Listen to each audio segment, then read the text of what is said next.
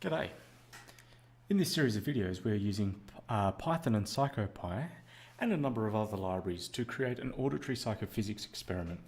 In this playlist there's about 11 videos until now, and what we've done is we started from essentially a blank document and we slowly built up the general approach to using Psychopy and Python in our experiment. This video we're going to recap what we've done up until now. If you haven't seen the previous videos, I suggest you go back and watch the first videos and then work your way forward, and then you should have an idea of what we've done, why we've done it, and what we still need to do. If, however, you've already seen the previous videos, we'll get moving right along. So this is a recap video. What we've done is we've used Atom text editor to create a Python file, and we've saved that onto our hard drive. And we've also got our command prompt here on the left because we use the command prompt to interact with our program. And we do this until we create a GUI. And we might do that in the future using QtPy, for instance. So what do we do? So here is the program that we currently have. We import a lot of libraries at the start. We've got pandas, that's the data structure. That's what we're going to use to create the data frame that we then save to a CSV file format. And then every time we run another trial, we then call up that CSV file, the subject response file, and we change our experiment based on the previous responses of our subject. We then do a lot of importing from the Psychopy library.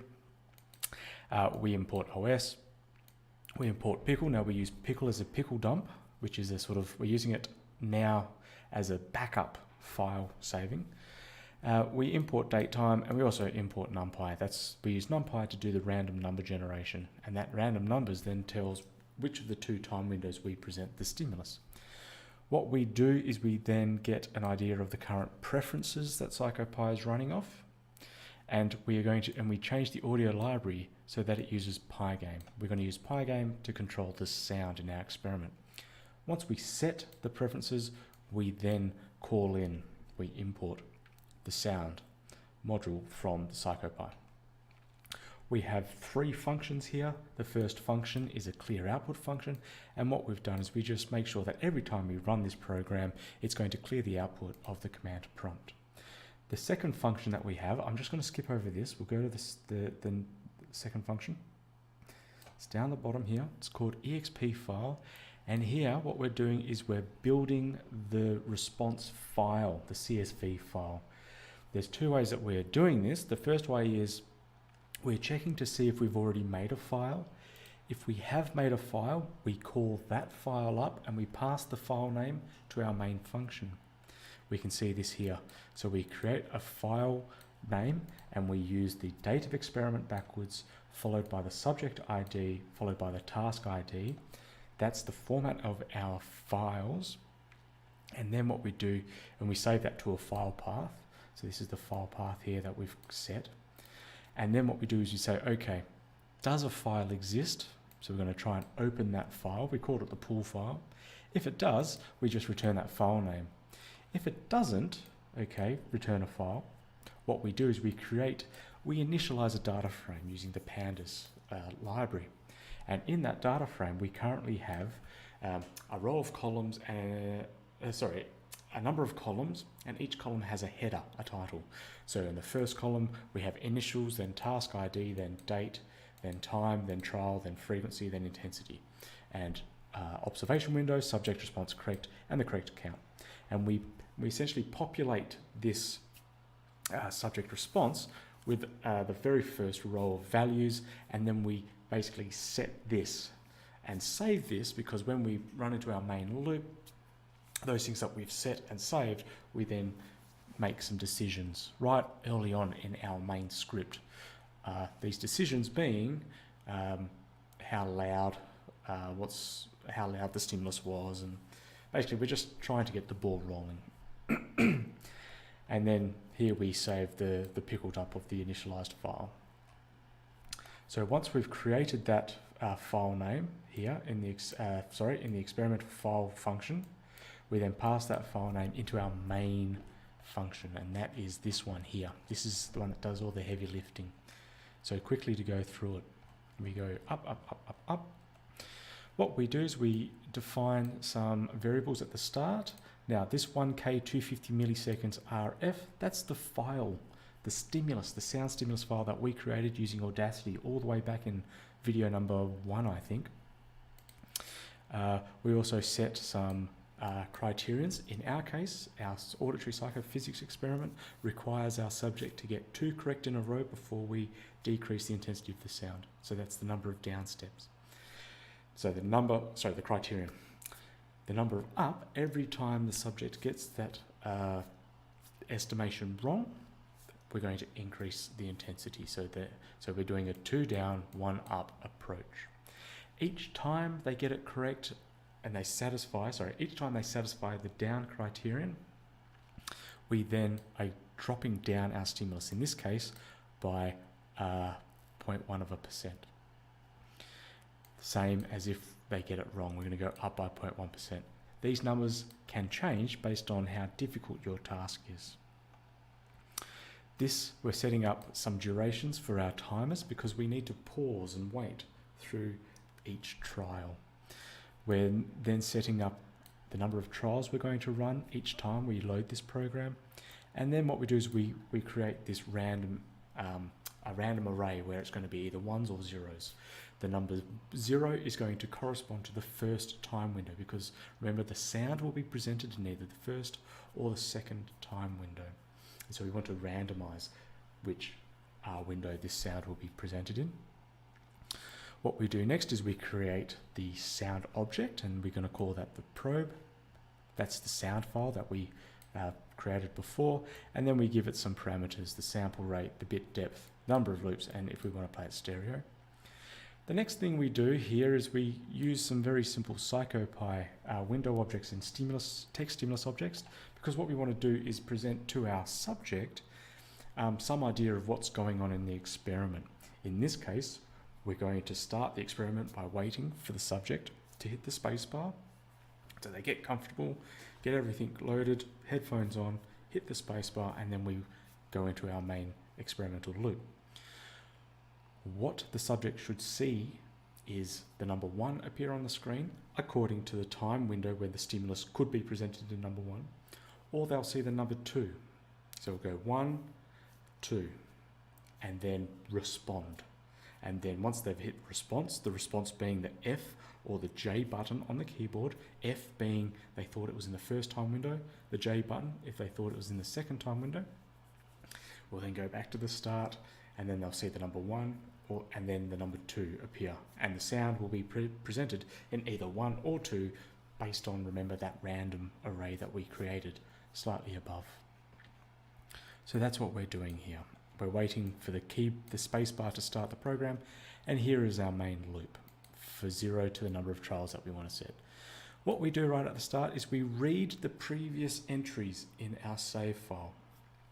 We then determine, in these rules and conditions, we determine how loud should we present our stimulus, and then we set the stimulus to that value. Okay, it goes till there. What we do next is we then put the number 1 onto the screen, and then if the random order wants or needs the stimulus presented, we will then play the stimulus during that window number 1. We then wait for the inter-window period here. We then put the number 2 onto the screen, and then like what we did for the first time window, if the array needs the stimulus to be presented in the second time window, we play the stimulus, and that's this probe.play. What we do next is we take the screen off, we turn off the data, the stimulus on the screen, so there's no text, and then what we do is we then present the word respond. So the subject is now asked to respond, and they have a choice. If they thought it was in the first time window, we're asking them to hit the F key. If they thought it was in the second window, they'll hit the J key. And what we have to do is we have to decide, okay, was the subject correct or incorrect? And so if it was correct, so if they said it was in the first window and the stimulus was in the first window, then they got that correct. And then we update their current correct count. Because remember, as soon as I get 2 correct in a row, we have to drop the intensity down. We also have to reset our current correct counter. We did that slightly up in this main loop. If they got it incorrect, so they said in this case they pushed the F key, so they said, oh, it was in the first time window, but in fact it was in the second window. They got it wrong, and so therefore we have to update the current correct count to 0. We do the same thing now for the J button. Okay, J being the second time window. Once we've done all that, we create another data frame containing all of the latest information. We call that the updated information. Okay, updated subject ID and task ID and all that. And then we save that. Well, actually, we append that to the end of our file. We close out file, and then if we haven't completed our current trial number, we then go back up to the start and we run through this main loop again. So this main loop will run through the number of times that we set it, which is the number of trials. That's the program that we have currently. There's some more things that we need to do, but what I'm going to do now is I'm going to set this to 50 trials. You'll notice that I've got a very small step size, and you notice that the first time we run this program, so if current experimental trial is less than 0, remember we initialize that to -1, we're going to start at a very low volume. The reason being is I've tried this before with my setup, and what we have to do for these tasks is we have to present some background noise. We're going to do a threshold in noise. So what I'm going to do is listen to this noise. So I'm just using a white noise generator on the internet. What we should do is get a second computer and a sound mixer and mix in the sound, and so we don't have the same computer controlling both the sound as well as the noise. But we should get an okay idea of what's going on here. So anyway, I'll listen to this. You'll see me run the experiment. It'll be 50 trials. I'll try and be quick, but I'll try and be accurate. What we'll do at the end is we'll then see, does what I generate using this method mimic a staircase method? And you'll see we've got some problems in our code, but they're problems that we're going to fix in the next couple of videos. So I'll watch this. I'll turn the noise stimulus on. So I'm just picking one of the ones that just on the app. So here we've got noisely.com white noise generator for working. I will just we'll play the white noise here, turn that up. I'll turn the brown noise on and the pink noise on as well. Okay. My sound card is turned down quite low as well, so you should be able to hear that. So I'll put that onto this right hand side here. We'll then go over here, and so I'm listening to the noise now.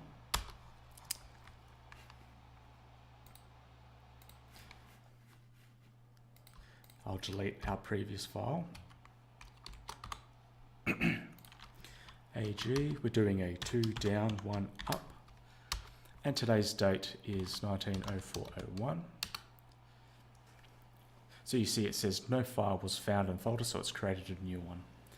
So we'll push spacebar to begin.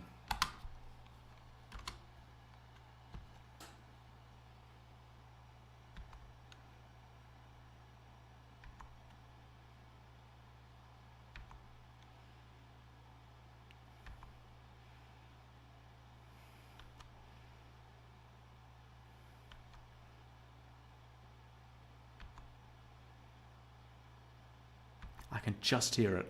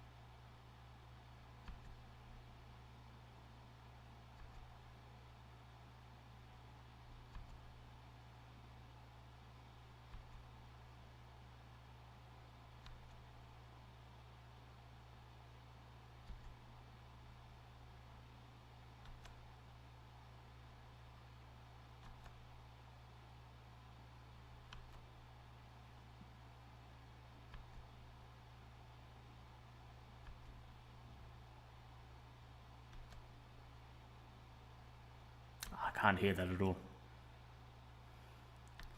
I'm just guessing.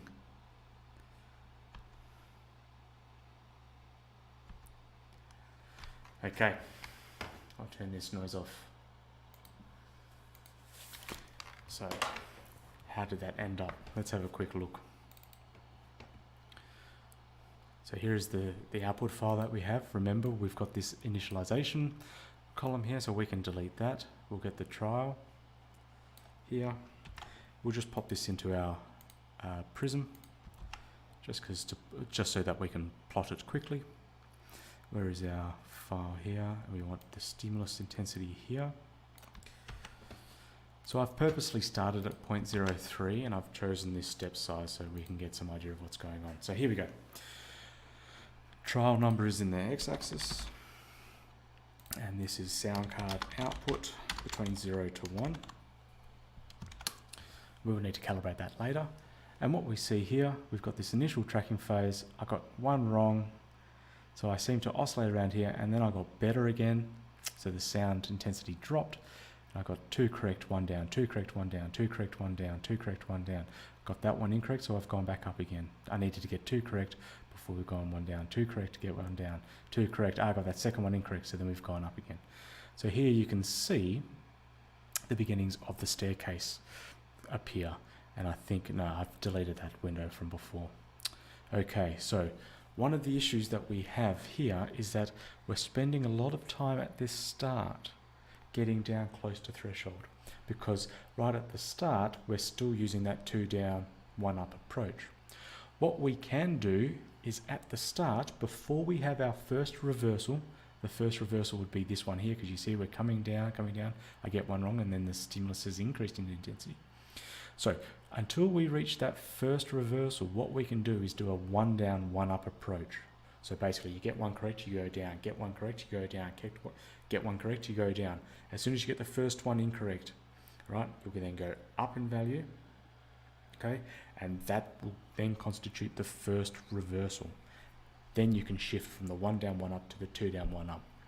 So in the next videos, we're going to look at how do we calculate reversals automatically and then change and switch between the 1 down 1 up to the 2 down 1 up of our threshold estimation paradigm. Okay, so we'll leave this video here. We've got quite a long program, 3 functions. Let me get that back up again. 3 functions, and we've got a program that will now generate essentially a staircase output. And what we have to do now is look at calculating reversals. We use the reversal values to switch between the different up and down criteria, but we also use those reversals to calculate the threshold. And we'll do that in the next couple of videos, all right? So we'll leave this one here.